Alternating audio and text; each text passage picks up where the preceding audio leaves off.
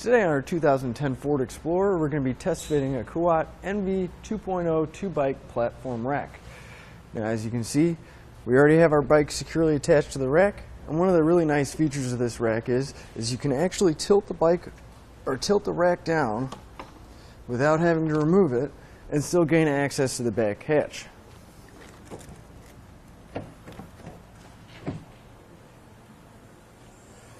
And you still have room to get anything in or out that you may need.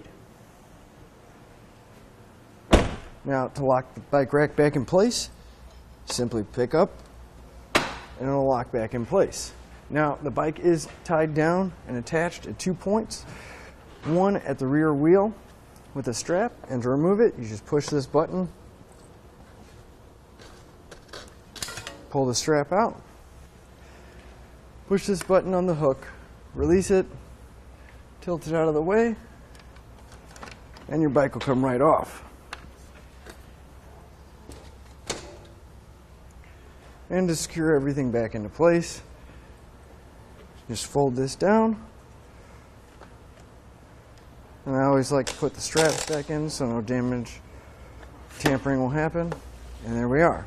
Now, let's go ahead and take some measurements.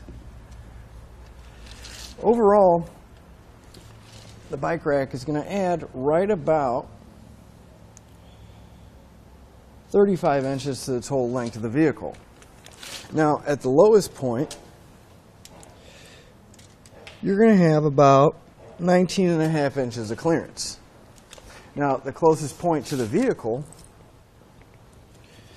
is going to be right about 11.5 inches.